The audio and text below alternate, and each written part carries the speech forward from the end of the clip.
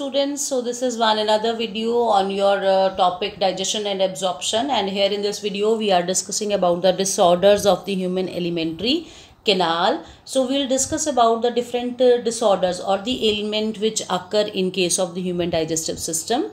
If we start about that, the first one is jaundice. So here in this case, the liver is affected. The synthesis of bilirubin and biliverdin will occur over there, and that pigment, they will get deposited in the skin and in the eye, and as a result of that, the color of the skin and the eye, even the nails will change. So you can see this is a normal human, this is a person suffering from jaundice. Due to the deposition of the bile pigments, the color of the skin has changed.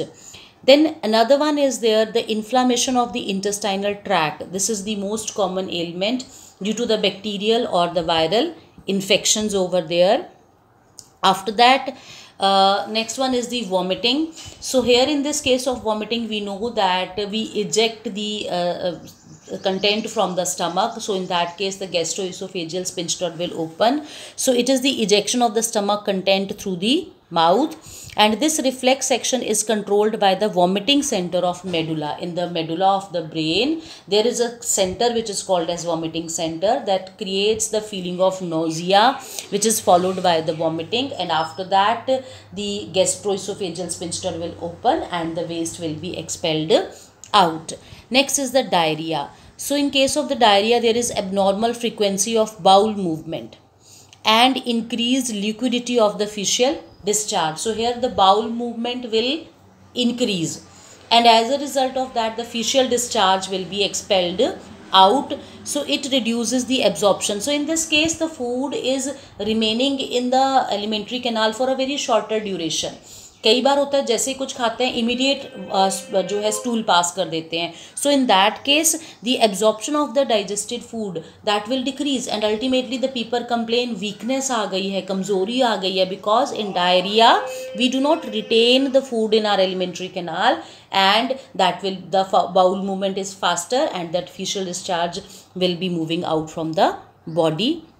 Now another one is constipation. So in constipation, the feces are retained in colon as the bowel movement occurs irregularly. अब यहाँ पर फिर bowel movement irregular है and the waste is retained in the alimentary canal for a longer period. उसमें specially colon part में उसको store करके रखा जाता है, because we know that defecation is a peristaltic movement वहाँ पर होती है. सो बाउल मूवमेंट कम होने की वजह से दो वेस्ट है वो एक्सपेल आउट नहीं हो पाता.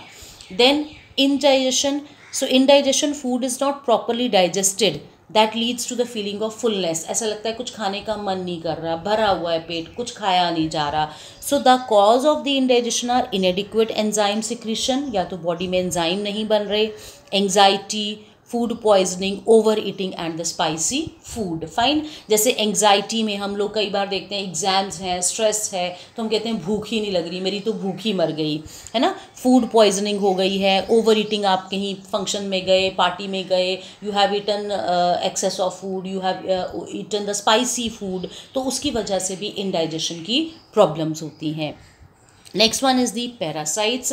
So there are certain parasites which do exist in our alimentary canal, especially जो है intestine में ये exist करते हैं, and they also cause harm to our body, because parasites हैं तो definitely they will harm our body. Like some of the common parasites are tapeworm, roundworm, threadworm, hookworm or the pinworm. Some of the pictures I got, like this is for the roundworm, whip worm है, hook worm है, tape worm है. Fine. तो ये इस तरह से कुछ worms हैं which can grow in our alimentary canal. इसको नॉर्मली कहा जाता है पेट के कीड़े भी बोला जाता है. बच्चों में काफ़ी कंप्लेन होती है कि उनमें ये कीड़े काफ़ी ग्रो करते हैं, एंड रिसेंटली आपको गवर्नमेंट की तरफ से जो डीवॉर्मिंग की टैबलेट्स स्कूल में दी गई थी, that was given to remove, to eradicate these worms. अगर ये वॉर्म्स वहाँ कहीं हैं तो उनको रिमूव किया जाए, बिकॉज ये वॉर्म्स अगर प्रेजेंट है डेफिनेटली तो फूड की जो भी आप एब्जॉर्ब करोगे वो न्यूट्रिएंट्स जो हैं that will be taken by these worms.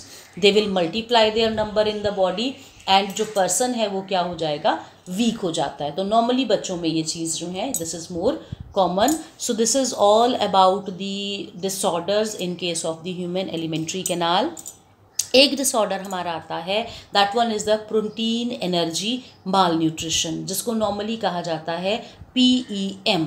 Fine, तो यहाँ से अगर हम देखें तो यहाँ पर प्रोटीन की या एनर्जी की माल न्यूट्रिशन है हमारी बॉडी में। Fine, so this is the dietary deficiency of proteins and the total food calories that person, especially ये बच्चों में, this is more common among the children, so either the child is having deficiency of protein or the total food calories are less given to the child. So here in this case that affects the large section of population during the drought, famines and political turmoils। जब कुछ इस तरह के changes होते हैं, drought conditions आ गई, famines की conditions आ गई, या कुछ पॉलिटिकल टर्मोइल्स हो रही हैं कुछ कंट्रीज़ के अंदर, so during that period because the people are not able to fulfil their basic needs, so in that case they will be affecting from the PEM। Like कुछ एग्जाम्पल्स हैं हमारे पास in Bangladesh during the liberation war जब हुआ था, जब वो separate out हुआ था, during that period many people were suffering from this PEM। Then Ethiopia में है, during the severe drought conditions mid-80s में वहाँ पर आई थी, सो दैट टाइम जो था the people they were suffering from PEM over there. PEM जो है that affects the infants and children. Fine, ज़्यादातर ये बच्चों को अफेक्ट करता है, to produce kwashiorkor and marasmus. तो ये दो डिसऑर्डर्स हैं, डिजीज़ हैं जो बच्चों में अपेयर होती हैं due to the PEM। So now we will go for the detail of kwashiorkor and marasmus, दोनों में क्या होता है। So here you can see ये जो हमारा डिसऑर्डर है this one is for the kwashiorkor, और ये जो हमारा डिसऑर्डर है this one is for the marasmus. Fine, so दोनों के केस को अगर हम कंपेयर करें, ये जो है प्री स्कूल चिल्ड्रन में है, 1 to 5 ईयर्स की एज में है, ये जो है बहुत ही ज़्यादा इन्फेंट्स में है, less than 1 year of age में आता है। यहाँ पर जो है due to the low protein intake है, प्रोटीन का इनटेक कम है, बाकी सब कुछ मिल रहा है, लेकिन यहाँ पर due to low calorie intake, बच्चे को कैलोरीज ही नहीं मिल रही, बेसिक कैलोरीज नहीं पूरी हो पा रही हैं। Here the mild growth retardation, थोड़ी ग्रोथ धीरे पड़ जाती है।